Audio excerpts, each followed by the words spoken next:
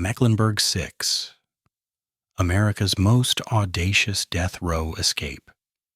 The night was thick with tension at the Mecklenburg Correctional Center in rural Virginia. It was May 31st, 1984, and the late shift guards were settling into their routines, unaware they were about to witness something unprecedented in American prison history. The clock hands moved toward 8 p.m., and in the death row unit known as Building 1, Section C, a carefully orchestrated plan was about to unfold. Mecklenburg Correctional Center represented the pinnacle of American penal architecture. When it opened in 1976, at a cost of $20 million, this 360-inmate facility was designed to house the worst of the worst among Virginia's convicted criminals. At the opening ceremony, Governor Mills E. Godwin, Jr. had proclaimed confidence in the facility's security. But what happened that spring night would prove that even the most sophisticated systems can be defeated by human cunning and desperation. The fortress was supposed to be escape-proof. Every gate, every lock, every corridor had been engineered with redundant security measures. The death row section housed Virginia's condemned men, individuals who had been judged by courts and juries to have committed crimes so heinous that they forfeited their right to live. These were not ordinary criminals. They were murderers, many of them serial killers. And on this particular evening, 6 of them were about to pull off what would become the largest death row escape in United States history. To understand the magnitude of what transpired, you need to know who these men were. The escapees weren't petty criminals or even ordinary murderers. They were among the most violent offenders in Virginia's custody, men whose crimes had shocked communities and devastated families. Leading the escape were brothers Linwood Earl Briley and James Dyrrell Briley, Jr., who together with their younger brother Anthony had terrorized Richmond, Virginia, in 1979. Over a 7-month period, the Briley gang went on a killing spree that claimed at least 12 lives. Their methods were calculated and brutal, characterized by home invasions, rape, robbery, and cold-blooded murder. Linwood, the elder brother, had already killed a woman back in 1971 and served time in a reformatory. But that early brush with justice did nothing to deter him. By 1979, he and his brothers, along with accomplice Duncan Eric Meekins, had perfected their technique. One of their typical approaches involved Linwood claiming car trouble and asking to use a telephone, then forcing his way into homes at gunpoint. The Brileys would tie up their victims, rob them, douse the rooms with kerosene, and set everything ablaze as they departed. In one particularly horrific crime, James Briley robbed and murdered Harvey Wilkerson, along with his wife Judy Barton at their Richmond home in 1979. The victims were all shot, and Barton was also raped. But that wasn't the extent of James's depravity. The document provided details of another attack where he assaulted a woman in front of her husband and 5-year-old son, then murdered the entire family, including the child. By the time of their capture and conviction, Linwood had been found guilty of 6 murders and James of 7. The other 4 escapees were equally dangerous. Earl Clanton had stabbed and strangled Wilhelmina Smith during a robbery of her Petersburg, Virginia apartment in 1980. What made Clanton particularly dangerous was his history. He had previously been convicted of another murder in New Jersey in 1972. The document described how he had brutally stabbed a librarian at an elementary school 8 times in the head before strangling her to death with her own belt while on parole. Derek Peterson had shot and killed Howard Kaufman during a grocery store robbery in Hampton, Virginia in 1982. This was a robbery gone murderously wrong, where a store manager lost his life for $6,000, an unnecessary escalation that demonstrated Peterson's willingness to kill. Willie Leroy Jones had robbed and murdered Graham and Myra Adkins at their rural Richmond area home in 1983. The document provided chilling details. Jones broke into the elderly couple's home, murdered the husband, then instructed the wife to pray before killing her as well. He then burned the house down to cover his tracks. Lem Davis Tuggle Jr. had raped and murdered Jesse Havens in 1983 in Smith County, Virginia. Tuggle was already a killer, having previously been convicted of murdering Shirley Brickey in 1971. The document indicated he had assaulted and killed 2 elderly women over the age of 60. These 6 men represented pure danger. They had nothing left to lose. They were already sentenced to die in Virginia's electric chair, and they knew that without intervention their days were numbered. This desperation, combined with intelligence and meticulous planning, would make them formidable adversaries. The architect who stayed behind, but there was a 7th man, someone whose role in this escape was absolutely crucial, yet who made the fateful decision not to flee. Willie Lloyd Turner was a death row inmate who participated in planning meetings for the escape months prior, but ultimately chose not to escape. Turner had spent 15 years on death row and had been involved in 3 escape attempts over his incarceration. Just a year before the escape, authorities had found homemade keys, knives, fake handguns, and a hacksaw in his cell, discovering he had been trying to cut open bars and rip his toilet from the floor. Turner was brilliant and resourceful. The document described him as possessing an uncanny ability to create sharp weapons from scrap material, fashioning lethal blades from bathroom fixtures and door edges, then honing them with stones until they could cut through flesh. He had sophisticated methods for hiding these weapons inside books and within the structural supports of tables. Investigators believed Turner was the mastermind behind the escape plan due to his exceptional intelligence and craftsmanship. But Turner made a calculated decision. He was awaiting the results of his death sentence appeal and believed that escaping would jeopardize his chances of having his sentence overturned. It was a gamble, one that would prove tragically incorrect. Turner was eventually executed by lethal injection in 1995, holding the dubious distinction of spending the longest time on Virginia's death row. During the escape itself, Turner would play a heroic role. When the Briley brothers expressed strong interest in killing the officers they had taken hostage and even doused captive officers in lighter fluid, preparing to toss a lit match, Turner stepped in the way of James Briley and forbade him from doing so.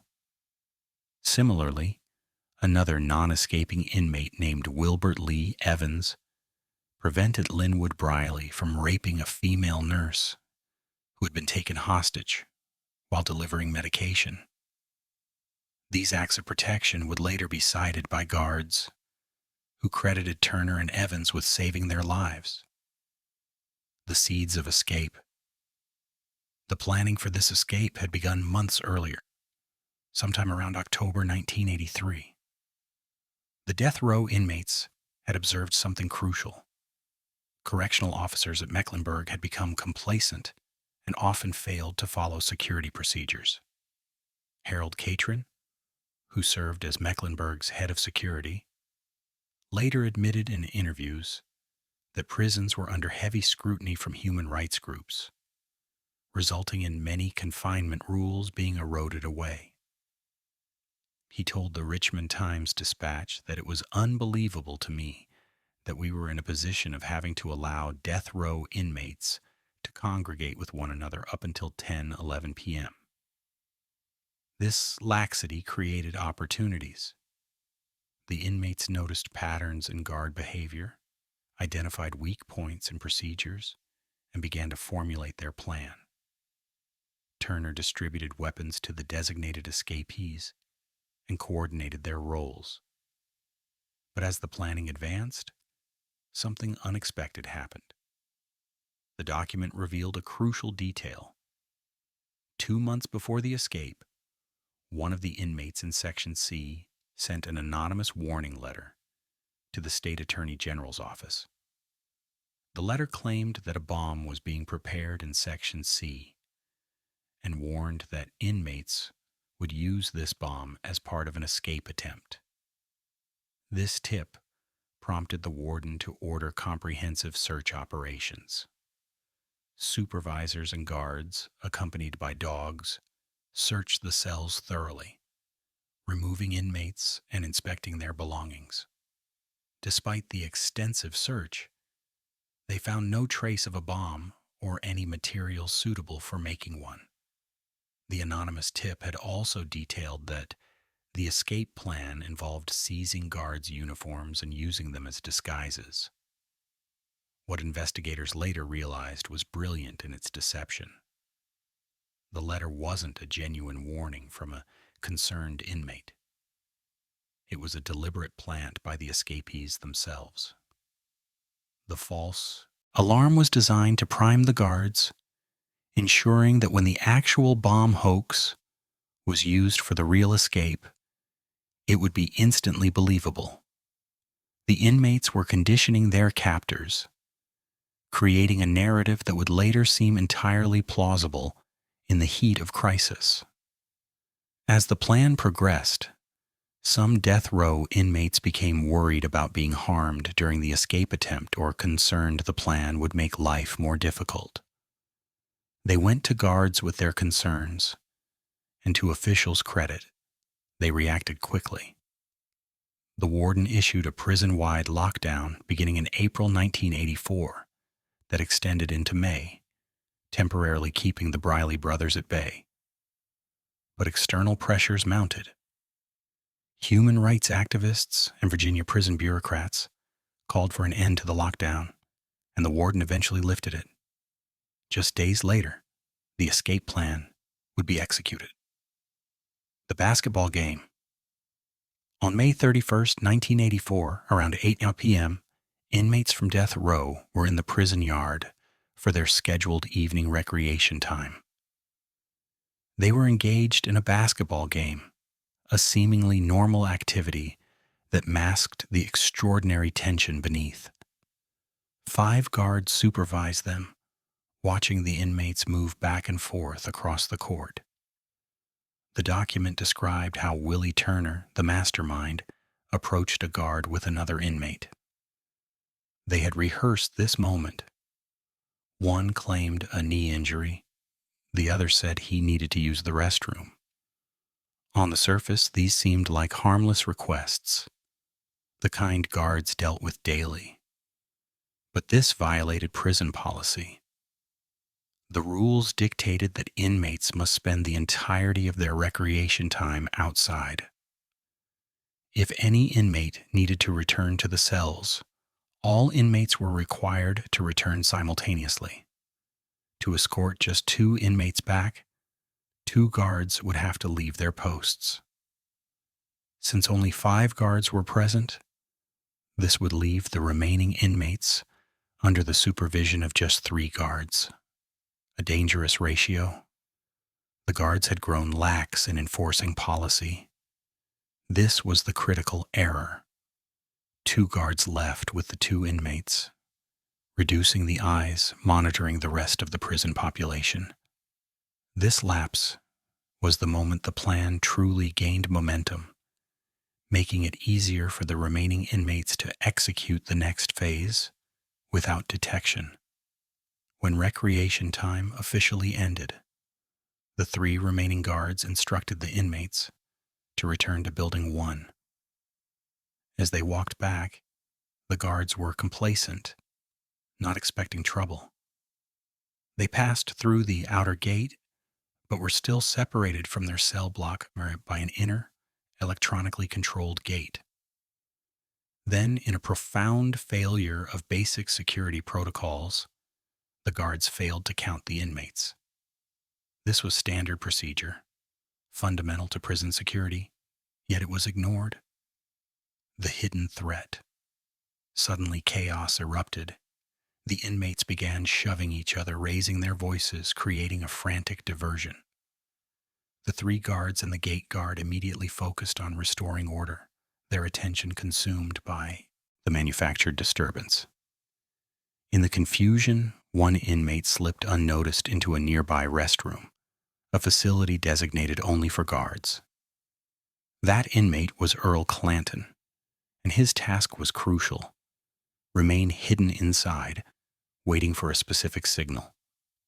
Clanton ensured the door remained locked from the inside. Anyone attempting to enter would simply assume the stall was occupied or the lock was jammed. The commotion ceased just as abruptly as it began. The inmates had achieved their goal, and because the guards had not counted them upon entry, they were unaware that one man was missing. Order restored, the guards opened the door to the cell block area, allowing the inmates to proceed to their cells. Clanton remained hidden, breathing quietly in the darkness of the restroom. A short time later, one guard tried to open the restroom door, but the lock would not yield, held firm by Clanton inside.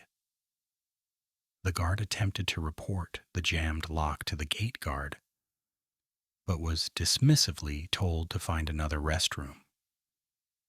Another critical protocol was flagrantly ignored. Any malfunctioning lock or door was supposed to be immediately reported and maintenance summoned, but convenience trumped security. The control room Building 1 contained 3 sections: A, B, and C. Section C, the death row unit, was further divided into 2 zones of cells. Between these zones lay the control room, housing the gate guard who controlled access between the 2 cell blocks. The document described how the next phase began with deceptive simplicity. An inmate attempted to draw the gate guard's attention by knocking on the glass window. Speaking through the intercom system, linking the cell block to the control room, the inmate claimed he wished to pass a book to James Briley, who was housed in the 2nd zone.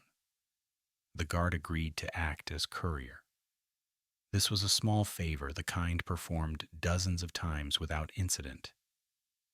He left the control room, stepping out into the neutral area between the zones. He carefully closed the door behind him, but crucially, he did not fully secure it. He left the door ajar, closed, but not tightly latched. This was a personal habit, a shortcut that saved a second or 2. The inmates had noticed this habit during their months of observation, and they had planned for precisely this moment. Meanwhile, inside the first cell block, Turner had distributed the handmade weapons to the designated escapees, instructing them to prepare for immediate action. The pieces were in position. The gate guard took the book from the first inmate and proceeded to the opposite door to deliver it to James Briley. The moment he stepped away from the control room, Clanton burst from his hiding place in the restroom. Clanton charged into the control room when the door was left open and overpowered the officer inside. Within seconds, he had seized control of the nerve center of the death row unit. From the control panel, Clanton released all of the locks in the cell block. Doors throughout Section C began to open. The metallic clicks and buzzes signaled freedom to the waiting inmates. Armed with Turner's handmade knives, they poured out of their cells. Inmates took over the block with homemade knives and blindfolded and bound responding officers, changing into their uniforms. As more guards rushed to investigate the disturbance, they were quickly overpowered. When one lieutenant finally entered the unit, the Brileys held him hostage with one of the makeshift knives pressed to his throat. The document described the terrifying moments that followed. The Briley brothers wanted to kill the guards. They doused some officers in lighter fluid, preparing to set them on fire. It was Willie Turner who stepped forward and stopped them, forbidding James Briley from committing murder.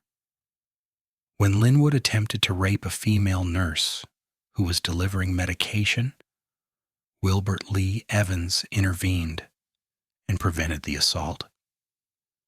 The hostages were terrorized but ultimately left alive, bound and blindfolded, stripped of their uniforms and cash. The section was turned upside down, completely under inmate control. But the escapees weren't interested in a standoff. They needed a way out of the facility entirely. The bomb hoax. The Brileys forced the lieutenant to get on the radio and call in a false report to other parts of the prison. The message was terrifying in its simplicity. Inmates had assembled a bomb on the unit, and the lieutenant had to get it out of the prison before it detonated. This was where the earlier planted warning letter paid its dividend. The prison officials, having received that anonymous tip months before, had searched for a bomb and found nothing. Now, faced with a direct report from a lieutenant under duress, the threat seemed entirely plausible. The conditioning had worked. As ordered, the lieutenant asked guards to deliver a prison van to the back of the death row unit. The plan was for the lieutenant to put the bomb in the van and drive it far away from the facility. The document revealed that the guard responsible for the outer gate received the call around 11:00 p.m., though other sources placed the escape initiation around 8:00 p.m., with the final exit around 10:47 p.m. The group correctly deduced that the prison had no set protocol for bomb disposal, so the gate officer could be fooled into opening both gates at the same time, in violation of standard procedure. The instructions were explicit. Open both prison gates immediately. The prison's entrance was composed of 2 gates, set directly opposite each other. Prison regulations were absolute. These 2 gates were forbidden from being opened simultaneously. It was the fundamental principle of the lockdown, a safeguard against precisely what was about to unfold. But fear, amplified by the word bomb, provided powerful justification. The guard, acting contrary to every established protocol, opened both portals. He then retrieved the prison van and drove it immediately to Building 1. The Great Deception. The bomb was actually a portable television covered with a blanket. The 6 escapees put on riot helmets to conceal their faces and carried the TV out of the unit on a stretcher while spraying it with a fire extinguisher. The scene was carefully choreographed.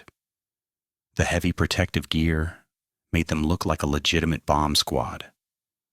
One of them actively sprayed the device with a fire extinguisher, as if cooling a volatile explosive to prevent detonation. The performance was convincing.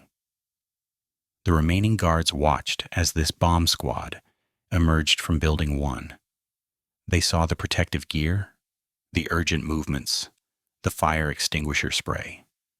Everything confirmed the emergency narrative. The bomb was carefully placed into the waiting van. The team and van immediately departed, driving straight out through the main gates at 10:47 p.m. For the guards watching this frantic exit, relief washed over them. They believed disaster had been narrowly averted, that the crisis was over. The document captured the devastating realization. This was not the end of the disaster, but the beginning. The 6 members of that bomb squad were not security personnel. They were inmates. 6 death row inmates were now on the run after escaping from prison, and it remains one of the boldest and most elaborate escapes in U.S. history. It was 30 minutes before the hostages could free themselves and raise the alarm. By then, the escapees had a significant head start. The manhunt begins. The escape was detected and a general alarm raised. The implications were staggering. The 6 inmates represented 1/4 of Virginia's death row population. All were convicted murderers, implicated in a total of 17 homicides between them. Governor Charles S. Robb called the escapes unusual in the extreme and placed the state's National Guard on alert.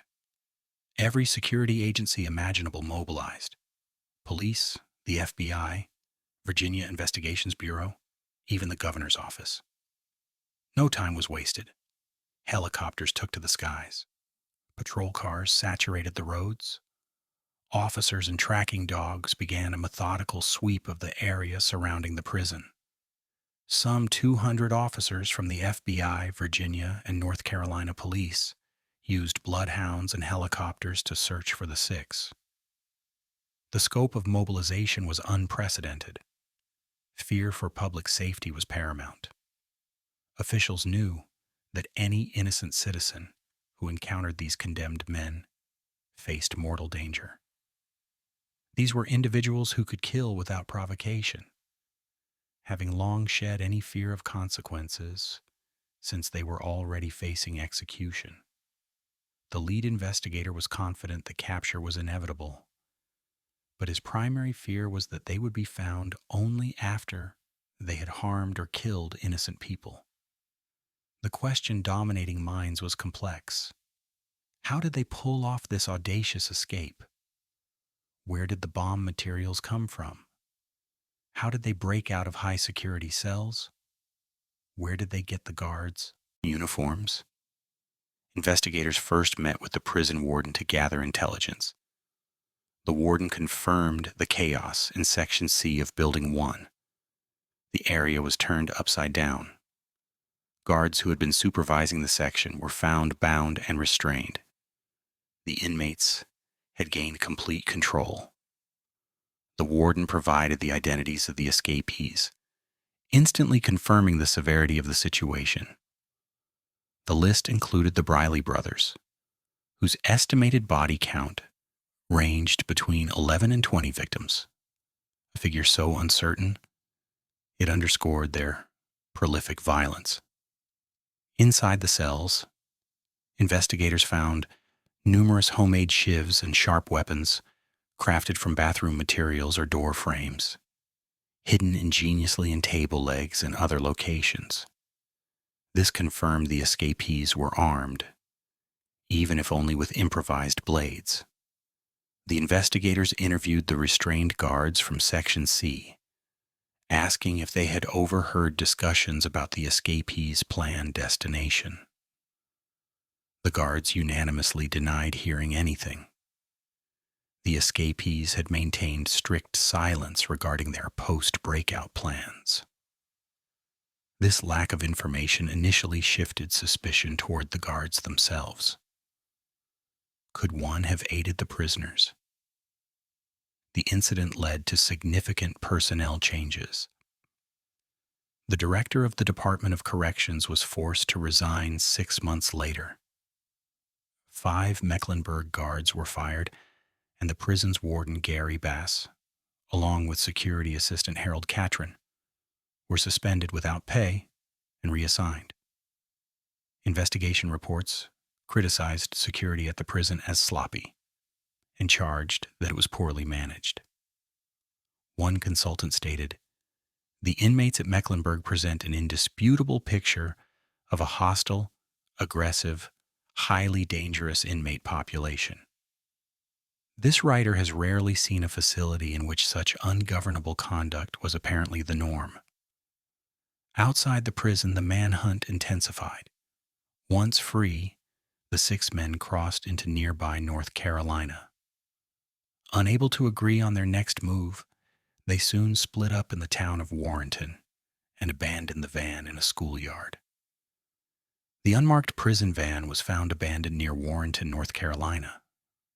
A North Carolina motorist, Andrew Davis, 20, was accosted by 2 men shortly after midnight while stopped at a red light in Warrenton. One man was dressed in a prison guard uniform. Davis threatened with a homemade knife, fought back and escaped from the car after a brief struggle. His 2 assailants also ran off, leaving the vehicle. The first captures came swiftly. Clanton and Peterson were caught hours later just across the state line in Warrenton, North Carolina. A patrol car driving past a laundromat spotted the 2 men inside on June 1st. One of them wearing what appeared to be a correctional officer's jacket with the badges torn off. They had stopped to eat cheese and drink wine from a convenience store. After just 1 day of freedom, 2 of the 6 were back in custody, but the other 4 had disappeared, and the fear they generated spread across state lines. The massive manhunt extended into its 4th day, with signs of fatigue showing on the faces of the 200 lawmen searching for the fugitives. Numerous reported sightings kept officers racing around the countryside, though most proved false. Meanwhile, Tuggle, Jones, and the Briley brothers stole a pickup truck with the vanity tag PEI-1 from the driveway of its owner. The group split up strategically. The Brileys were dropped off in Philadelphia, Pennsylvania, where a local uncle got them a job at a North Philadelphia car garage under assumed names. Tuggle and Jones planned to continue north into Canada, knowing that Canadian authorities would not extradite fugitives facing execution. They almost succeeded, making it as far as Vermont. About a week later, 2 more inmates were arrested in Vermont on their way to the Canadian border. Tuggle was apprehended in Stamford, Vermont on June 8th after robbing a souvenir shop for $80. Jones gave himself up the following day, June 9th, just 5 miles south of the Canada-U.S. border in Jay, Vermont. 4 down. 2 remained at large. The Briley brothers, the deadliest of the escapees. The Briley brothers lasted 20 days before they were captured, hiding out in a garage in Philadelphia, not far from their uncle's home. The FBI had been working methodically. Information was developed about the brothers' relatives in the Philadelphia area through prison records. They determined the brothers' location by placing wiretaps on their uncle Johnny Lee Counsel's phone line. The Briley's arrests ended days of fright for residents of several eastern locales, particularly in southern Quebec and northern Vermont, where for more than a week, residents had the Briley jitters. FBI Special Agent John L. Hogan said the FBI believed the Brileys had been in the Philadelphia area since June 1st, the day after the breakout. The arrests by an FBI SWAT team, assisted by Philadelphia police, occurred shortly before 10 p.m. on June 19th. At least 20 agents converged on the Brileys outside a garage in the 2400 block of North Philadelphia. They were not engaging in further violence, but simply grilling chicken over a fire. The arrests came without resistance. James Briley, his hands covering his face, proclaimed his innocence as he walked past reporters at the federal building in Philadelphia. "I am innocent, and that's it," he said. "I want to talk to the governor. I am innocent of everything that was done in Virginia." Virginia Governor Charles S. Robb, who earlier called the mass escape incredible, said after learning of the Briley's recapture that he was both relieved and grateful. "I'm relieved that all of the escapees are back in custody without any injury or bloodshed, and I'm grateful to the countless law enforcement professionals who have worked so tirelessly and patiently during the last 19 days. Robert Landon, director of the Virginia Corrections Department, said, "I just want to set off firecrackers and things. I was exhilarated that the inmates were captured without anyone being harmed. The terror was over. All 6 escapees were back in custody. Remarkably, during their 19 days of freedom, none of them had killed again. This was likely due to their focus on evasion rather than violence, and perhaps also because of the protective intervention of Turner and Evans during the escape itself, which set a different tone for the breakout. The escape from Mecklenburg Correctional Center dominated local and national news. Central Virginia was in a state of fear. Former correctional officer Prince Thomas recalled, "Going through my mind at the time, I hope they don't kill me." The psychological impact on the guards who had been taken hostage was profound and lasting. One officer, Epps, recalled, "I had to go on anxiety pills. I wasn't able to sleep. Very agitated, yelling, screaming at my daughter." Thomas said, "My wife told me I would wake up in my sleep, grabbing my neck, talking in my sleep. Even today, I don't sleep right. I have not slept a whole night since 1984. These were men who had stared death in the face, who had been held at knife point by condemned killers who had nothing to lose. Even 35 years later, speaking in 2019, the trauma remained fresh. The case exposed serious flaws in prison security and management. Bass, the warden, later stated in federal courtroom testimony that various lawsuits against the prison had weakened morale among correction staff and left them feeling that the ACLU was running the prison. This pointed to a larger tension between human rights concerns and security imperatives, a balance that Mecklenburg had clearly failed to maintain. In the years that followed the 1984 escape, the Virginia Department of Corrections implemented sweeping reforms. Security protocols were completely overhauled. The policy allowing death row inmates to congregate freely was immediately ended. New training programs were established for correctional officers, emphasizing the importance of following procedures without exception. The culture of complacency that had enabled the escape was systematically dismantled. Additional surveillance equipment was installed throughout the facility. The ratio of guards to inmates on death row was increased. Background checks for correctional staff became more rigorous. The physical layout of Section C was redesigned to eliminate blind spots and reduce opportunities for inmates to communicate and coordinate.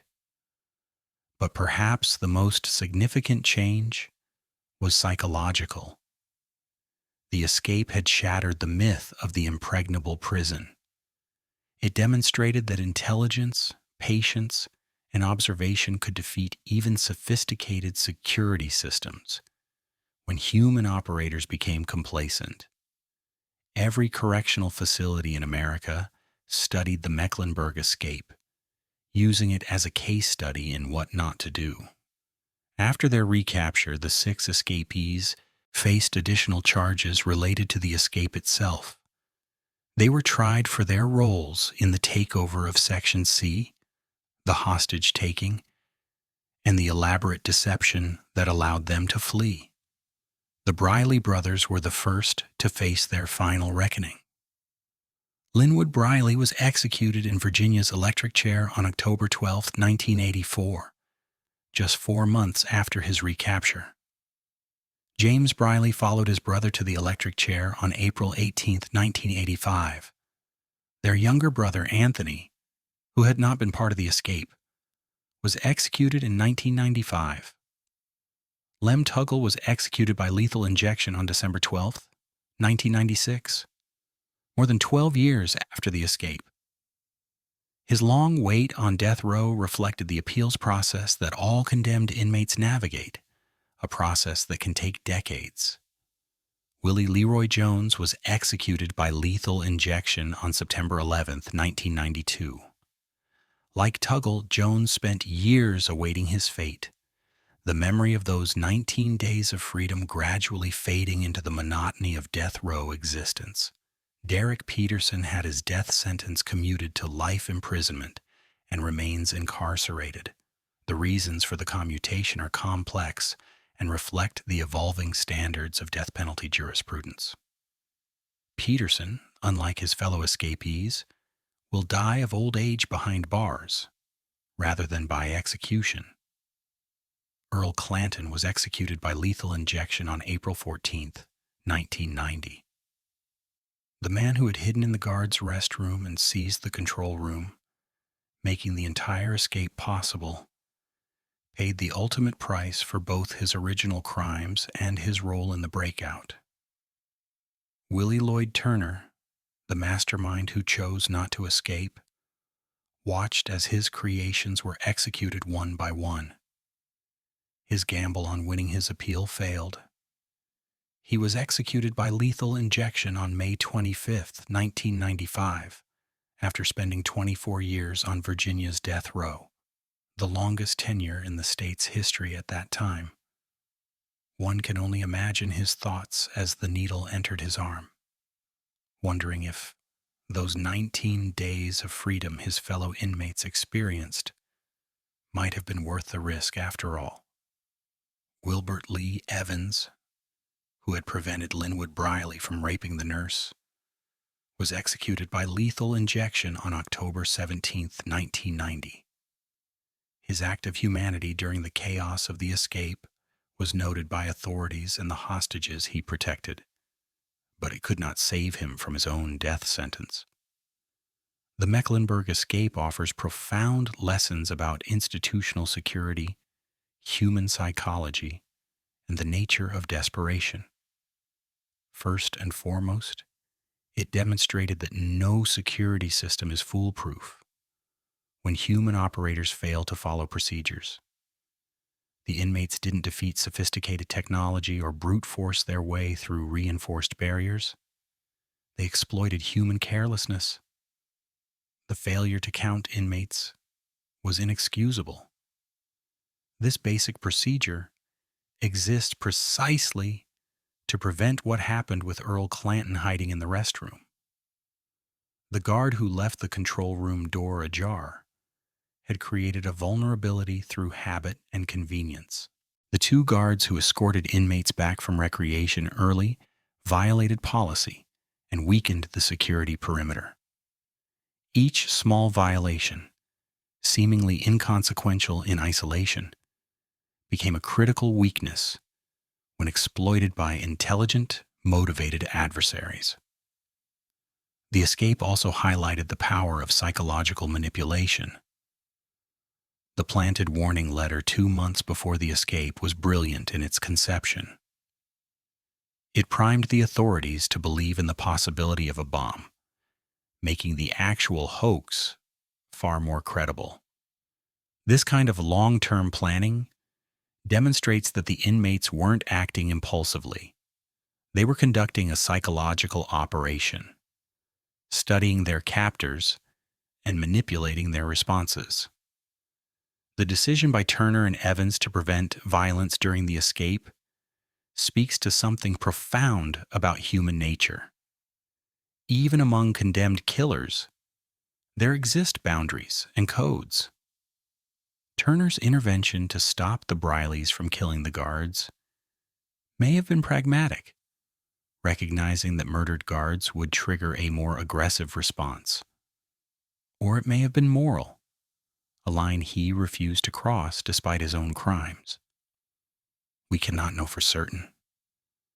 But the fact that no one died during the escape is remarkable, given the participants. The escape also raises questions about the death penalty itself. These were men already sentenced to die, living in a state of existential limbo, where their execution dates could be set at any time. What deterrent effect does the law have on individuals who have already been condemned? The answer clearly is none.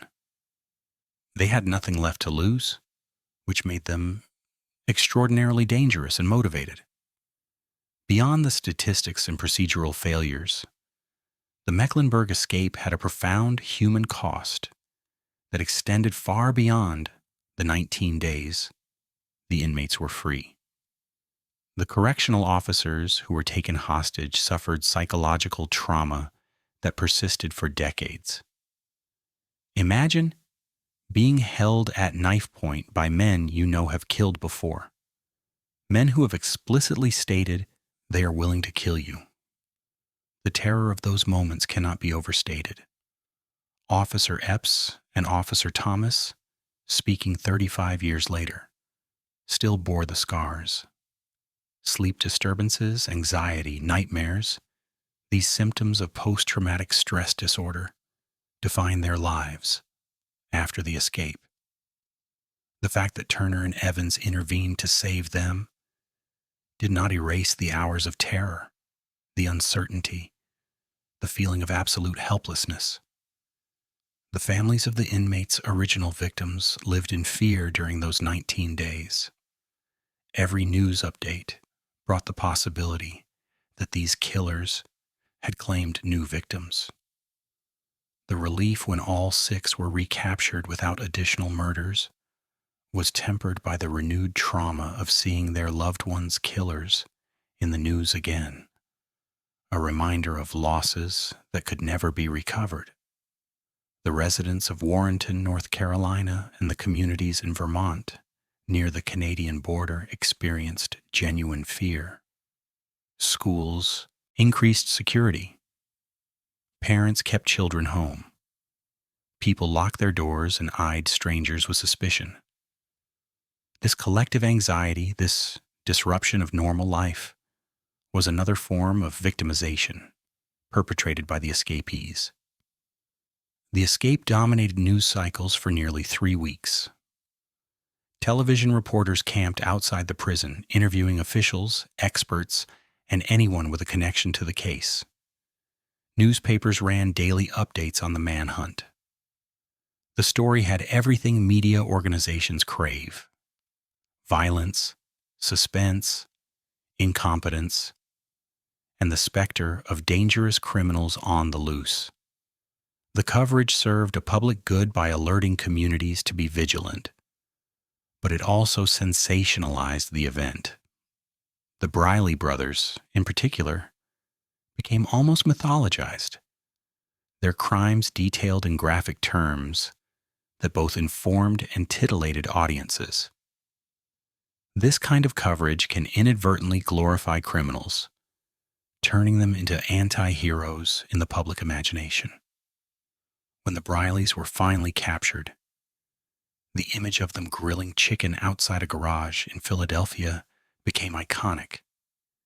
Here were these supposedly dangerous killers, engaged in the most mundane of activities. James Briley's proclamation of innocence as he was led away rang hollow, a final act of defiance or delusion from a man whose crimes were well documented. Governor Robb's relief was palpable and genuine. The political pressure on him during those 19 days must have been immense. An escape of this magnitude reflects poorly on state leadership, raising questions about competence and oversight. The successful recapture without additional bloodshed allowed Robb to frame the outcome as a victory for law enforcement, rather than a disaster of security failures. The Mecklenburg escape occurred during a period of intense debate about the death penalty in America. The Supreme Court had reinstated capital punishment in 1976 after a brief moratorium, and states were developing new protocols for execution. Virginia was among the most active death penalty states, and the escape raised uncomfortable questions. If maximum security prisons could not reliably contain condemned inmates, what did that say about the criminal justice system's ability to carry out the ultimate punishment? The escape demonstrated that death row inmates facing execution had enormous motivation to escape and nothing to lose in the attempt. This created a unique security challenge that required resources and vigilance. The escape also highlighted issues of prison management and labor relations. The guards at Mecklenburg were overworked and underpaid, a common problem in corrections. This contributed to low morale and the kind of complacency that enabled the escape. After the incident, correctional officer unions used it as leverage to argue for better pay and working conditions. From a criminal justice reform perspective, the escape illustrated the human element in incarceration. Willie Lloyd Turner, the mastermind, was clearly intelligent and resourceful. One wonders what he might have accomplished had his life taken a different trajectory. The fact that he spent nearly a quarter century on death row before execution raises questions about the system's efficiency and the psychological toll of prolonged uncertainty about one's death date. Today, more than 40 years after the escape, the Mecklenburg Six remain the largest death row breakout in American history. No comparable event has occurred since, a testament to the reforms implemented in the wake of the incident. But complacency is an ever-present danger in corrections, and the lessons of Mecklenburg must be continually reinforced. The escape has been studied in criminal justice courses, featured in documentaries, and analyzed in academic papers. It represents a perfect case study in how multiple small failures can cascade into a catastrophic security breach. Every link in the chain of procedures exists for a reason, and eliminating any single link can compromise the entire system. For the victims' families, the escape remains a painful chapter in their long journey with grief. The knowledge that the men who murdered their loved ones briefly tasted freedom, that they laughed and ate and moved through the world again, adds another layer of injustice to their suffering. The eventual executions of most of the escapees provided some measure of closure, though no punishment can truly balance the scales of murder. The correctional officers who were taken hostage carry the escape with them always. Their testimony, given decades later, reveals trauma that never fully heals. They were betrayed by the system that should have protected them, placed in mortal danger by procedural failures and administrative negligence. Their courage in speaking about their experiences helps ensure that future generations of correctional staff understand the stakes. The Mecklenburg escape forces us to confront difficult questions about justice, punishment, and human nature. These 6 men had committed terrible crimes, taking innocent lives without mercy. Society, through its legal system, determined they should forfeit their own lives as consequence. But in that moment when they walked out of the prison disguised as guards, spraying a television with a fire extinguisher, they were simply men trying to survive. This doesn't excuse their crimes or diminish the suffering they caused.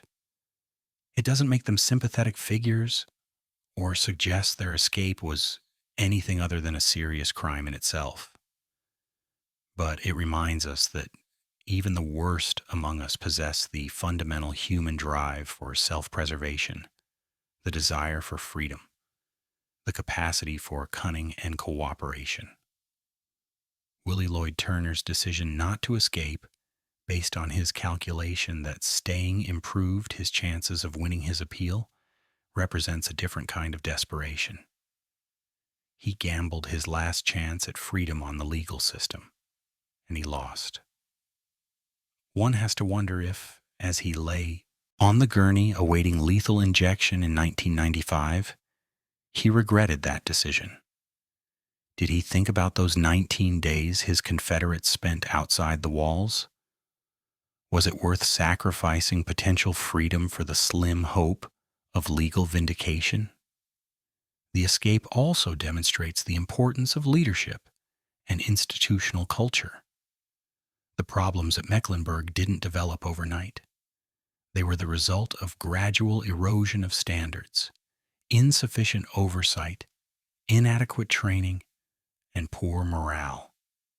The warden and security chief lost their positions not because of a single catastrophic decision, but because they presided over a culture where catastrophe became possible. Perhaps the most important lesson from the Mecklenburg escape is that security systems are ultimately only as strong as the people operating them. Technology, infrastructure, and procedures matter, but human judgment and human adherence to protocol matter more. The inmates didn't hack electronic locks or tunnel through walls. They watched, they learned, they waited, and they exploited human weakness. The guard who left the control room door ajar didn't do so maliciously. He was taking a shortcut, saving himself a few seconds. The guards who failed to count inmates weren't deliberately sabotaging security. They were probably tired, distracted, convinced that nothing would happen on their watch. The guard who opened both gates simultaneously for the bomb was responding to what seemed like a legitimate emergency. Each of these individuals made reasonable decisions given their understanding of the situation in the moment. But those decisions, when combined with the careful planning of desperate men, created a perfect storm of vulnerability. This is why procedure exists, why redundancy is built into security systems, why even seemingly minor protocols must be followed consistently. The escape reminds us that in corrections, as in many fields, success is measured by what doesn't happen. Every day that passes without an escape, without violence, without incident, is a success. But these successes are invisible, uncelebrated, routine. It's only when the system fails that attention focuses on corrections, and by then it's too late. The story of the Mecklenburg Six is ultimately a story about human nature in its various manifestations. We see desperation and cunning in the inmates who planned the escape. We see negligence and complacency in the guards who failed to follow procedures.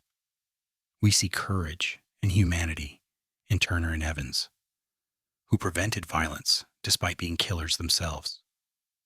We see dedication and perseverance in the law enforcement officers who worked tirelessly to recapture the escapees. We see trauma and resilience in the hostages who survived and rebuilt their lives. On May 31st, 1984, 6 condemned men walked out of what was supposed to be one of America's most secure prisons. They did so not through violence or force, but through observation, planning, and exploitation of human weakness. Their freedom lasted just 19 days. But the impact of their escape reverberates through the criminal justice system to this day. The reforms implemented after Mecklenburg have prevented similar incidents, but the underlying vulnerabilities remain. Prisons will always be staffed by humans, and humans will always be fallible. The challenge for corrections administrators is to create systems that minimize the impact of human error, that catch mistakes before they become catastrophes, that maintain vigilance without becoming oppressive. For those of us observing from outside the prison walls, the Mecklenburg escape serves as a reminder of the complexity of criminal justice. It's easy to demand that dangerous criminals be locked away and forgotten. It's harder to acknowledge that doing so requires well-trained, well-paid, alert staff working in institutions with proper resources and robust oversight. The cost of cutting corners, of allowing standards to slip, can be measured in the terror of 19 days, when 6 killers walked free. The victims of the Briley brothers, of Earl Clanton, of Lem Tuggle, of Willie Jones, of Derek Peterson, they remain dead. Their families remain grieving. The escape changed nothing about those fundamental tragedies, but it added a new chapter of fear, a new reminder of loss, a new trauma for communities already wounded by violence. In the end, all 6 escapees were recaptured. Most were executed as originally sentenced. Justice, in its procedural sense, was eventually served. But the escape itself stands as a permanent mark of systemic failure, a cautionary tale about the consequences of complacency, and a testament to the ingenuity of desperate men with nothing left to lose. The guards who were taken hostage still wake in the night, grabbing their throats, reliving those moments of terror. The families of victims still remember the fear they felt, hearing that their loved ones' killers were loose. The law enforcement officers who searched those 19 days still feel the weight of responsibility they carried. And somewhere in the archives of the Virginia Department of Corrections, a television set sits as evidence, a prop in one of the most audacious prison escapes in American history. If you found this deep dive into one of America's most remarkable prison escapes compelling, please consider liking this video and subscribing to Wonder Village. We explore the fascinating, the forgotten, and the incredible stories that shape our understanding of human nature and society.